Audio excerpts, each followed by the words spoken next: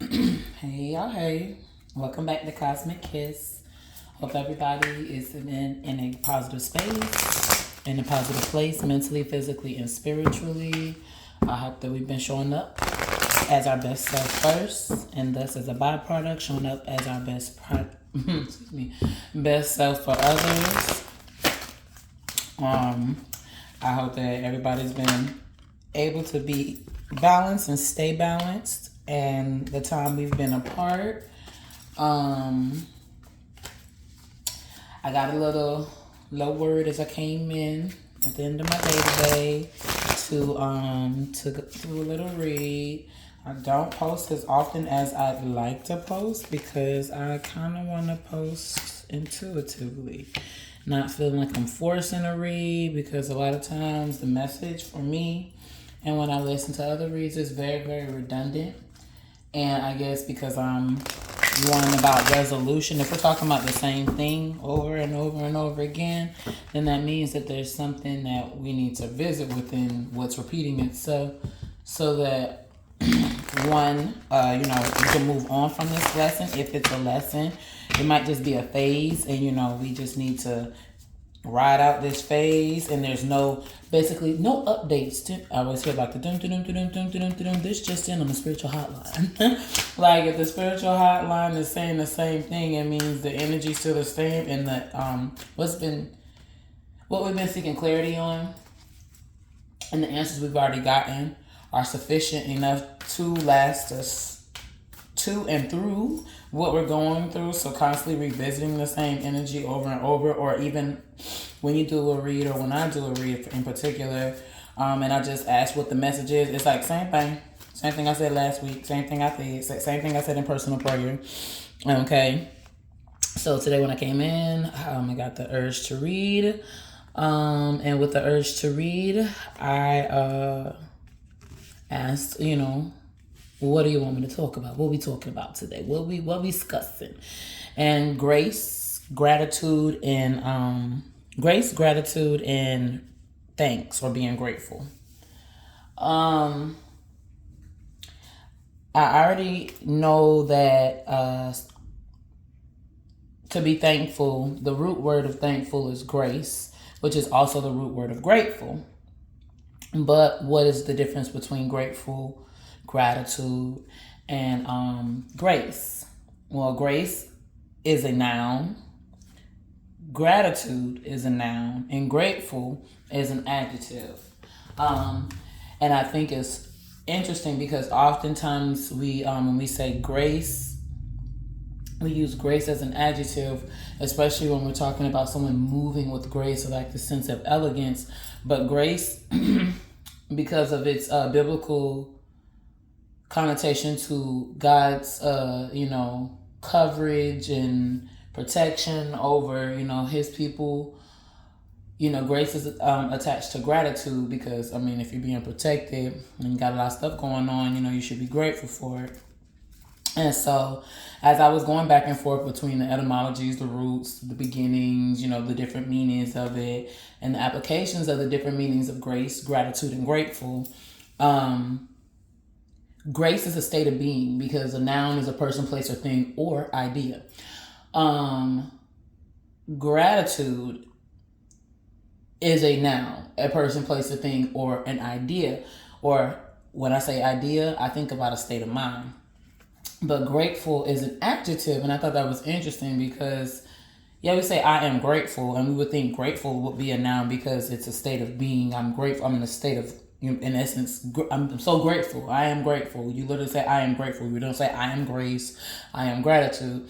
And I thought about that, about being a description instead of being a state of mind.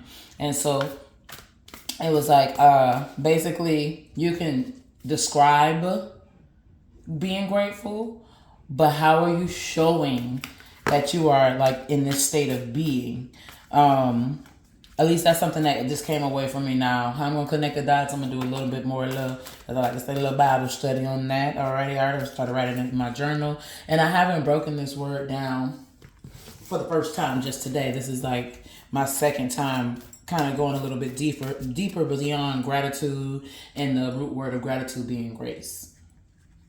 Okay, but of course, as I've been running my mouth about that, we have the Father of Coins and the Father of Baskets. We have two paternal energies or two masculine energies.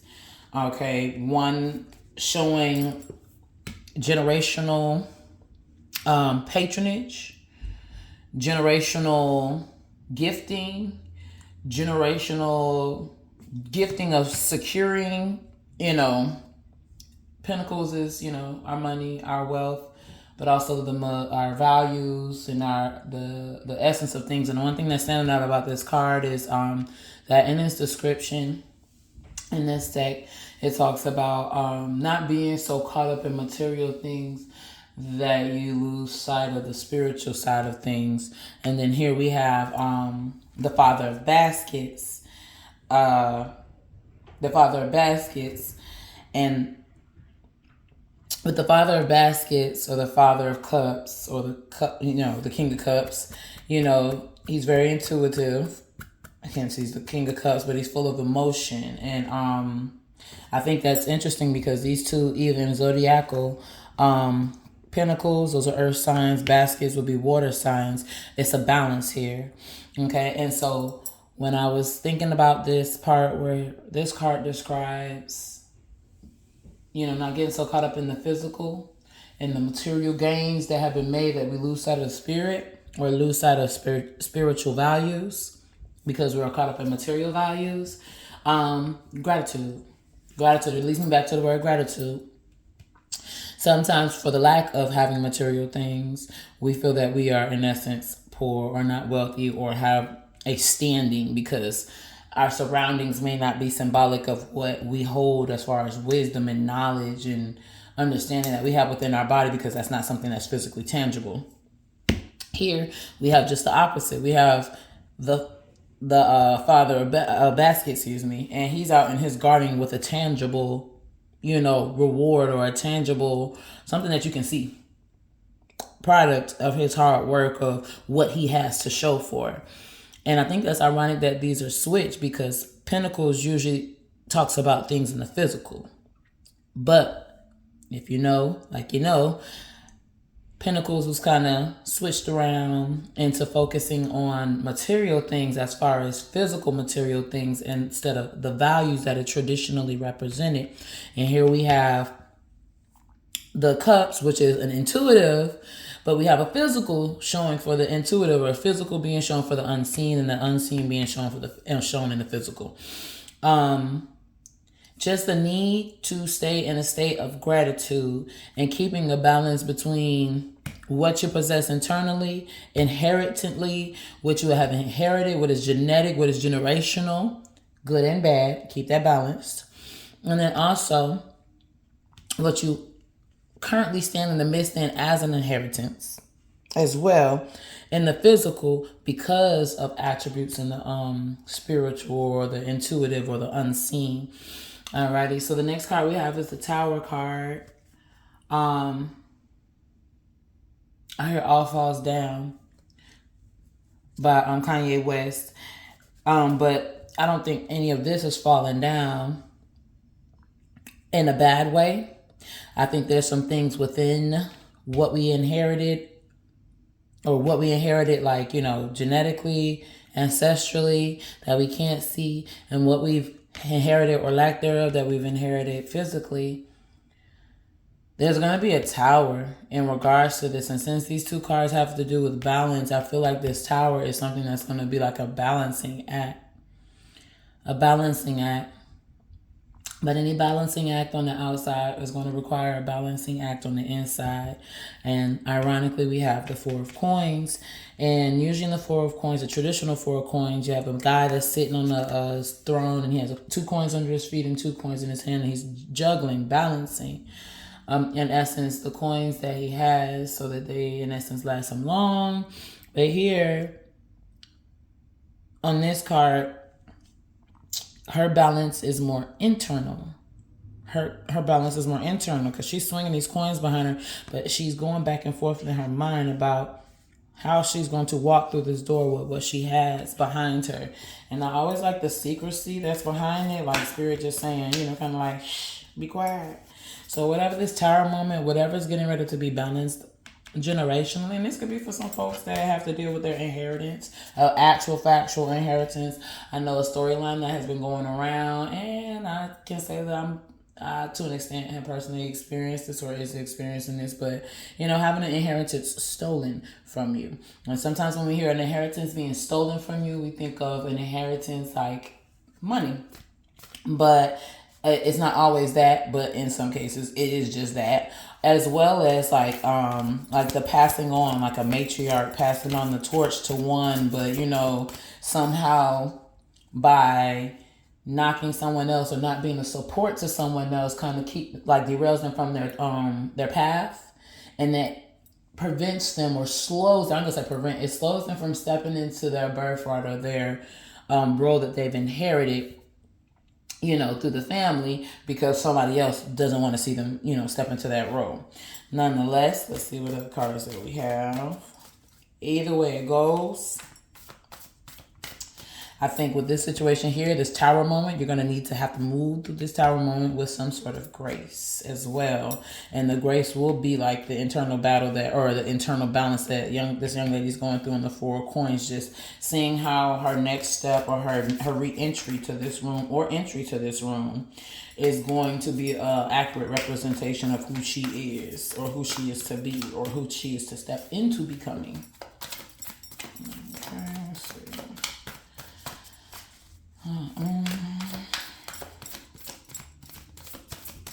Gratitude is definitely the attitude. All right, split the deck. Okay, bam. And as we split the deck, we got the World card. Okay, got the World card. We've got we've got the Hierophant. Okay, so whatever transition or whatever balancing act someone is having to do with their morals and their values, as well as their material assets, Spirit's asking you to be quiet about it. Be quiet about it, be mindful about it, be logistic about it, because you have a lot that is in store for you. And that's the Hierophant. You have a lot that's in store for you, a lot that is flourishing from you, a lot that is abundant for you. But as the Hierophant is a teacher. The Hierophant is a teacher. And being a teacher,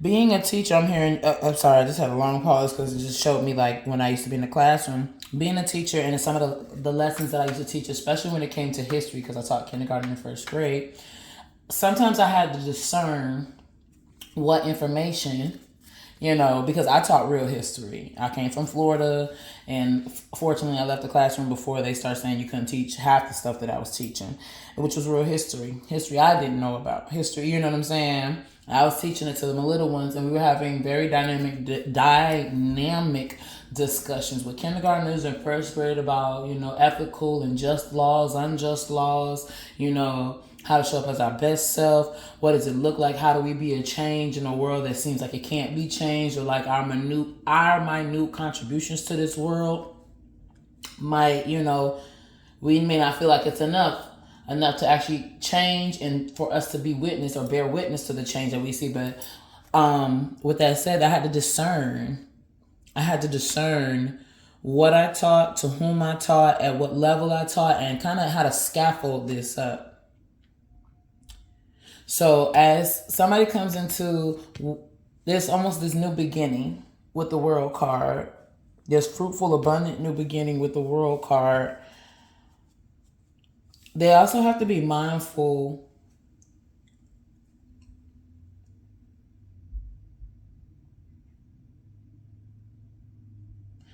They have to be mindful. Ooh. They have to be mindful. They have to be mindful of what being taught to them and what they're somebody's stepping into a teacher role. That's all I'm getting. I'm getting a lot of teacher like downloads. Somebody is to be teaching. And all right, and after I took those two off the middle of the deck, we have the Justice card and the New Beginning. So with the Justice card, you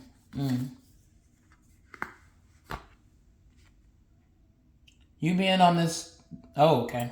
All right. Whoever's stepping into this feature role, you're going to be on the platform, a worldly platform, something where a lot of people are going to be able to see you. And this is going to be your justice. The fact that you're able to step into a role and have such a grand audience or make such an impact that you actually do impact said world, you know what I'm saying? And sometimes we take that like literal, like I'm gonna be talking to millions of people or whatever. But the fact that some people, many of us have access to the internet, social media platforms, you're literally in contact with a lot of people, whether you contact them directly or they contact you directly or indirectly. You are in connection with multitude of people, or you're able to reach a multitude of people. Maybe not the instant you post whatever you post, but in due time. You never know how many people are going to come across your page. And even if they don't engage and you don't see all these insights, like some of these business pages and all that stuff, they show you all the insights and statistics and logistics of who commented on what, how many, engagement, blah, blah, blah, blah, blah. People pass your shit, People pass your shit, see your shit, share your shit, and the algorithm doesn't always keep up, especially if we're talking about, if this is something spiritual, because the Hierophant, she's a teacher, but the Hierophant is literally the Hierophant is literally the high priestess in masculine form, basically bringing forth what the high priestess sits in the dark and connects with in the dark to bring a message down from the spirit realm. The Hierophant then gets to the whiteboard in a traditional sense. So the higher priestess is like the lesson planner, collecting all the information from the spirit, whereas the Hierophant is the actual factual spiritual teacher. Alrighty, and this is going to be the beginning of a new journey for someone. This journey, of course, like any journey beginning, may be difficult and uneasy, because oftentimes we look at new beginnings like, woo, that's finally over. You know what I'm saying? And we don't really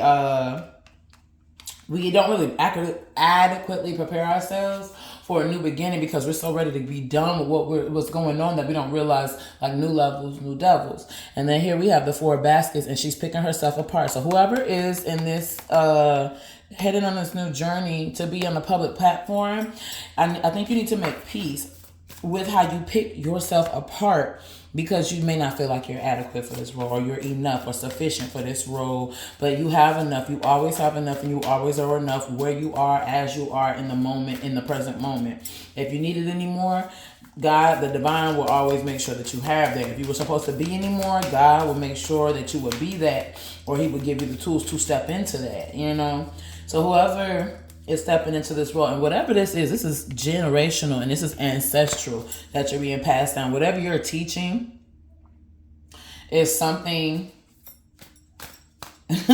ancestral that's passed down to you, and you may have had direct connection with these ancestors if people have passed on, or you may not have had connections with these ancestors that have passed on, that are passing this on to you.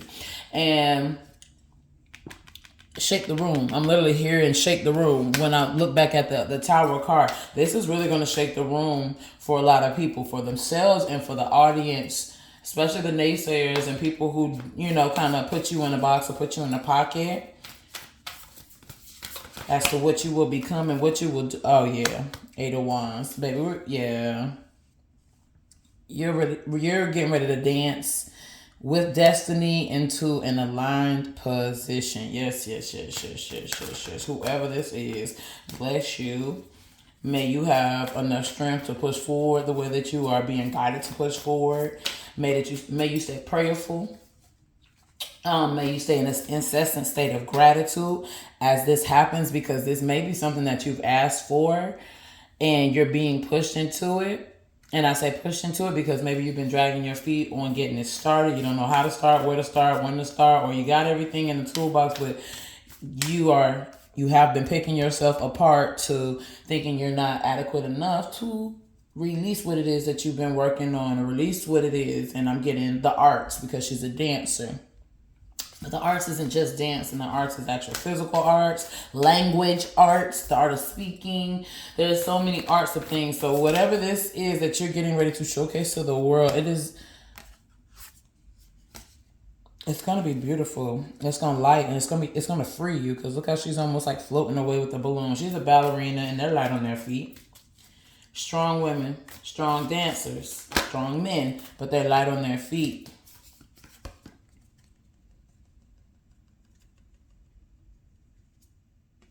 All right, and the last card that just fell out was the Hangman. I did a little awkward pause there on the Hangman because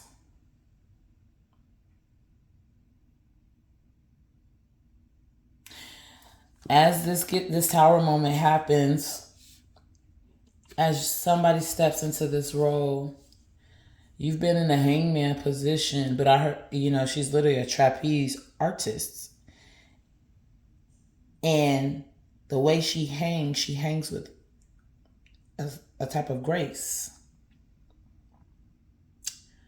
The transition that you've been in, though it may have been stressful, though it hasn't been feeling like you've been stagnant, because it sometimes represents stagnant energy or feeling trapped, you've made the most out of this transition, or this stop, as this perceived stop in your transition, and you've been handling it with grace. And the divine wants you to know, the Most High God wants you to know that they see you. They're grateful for your gratitude. And for that, you'll be blessed. All right, y'all. With that said, y'all be good. Y'all stay sweet. And until next time.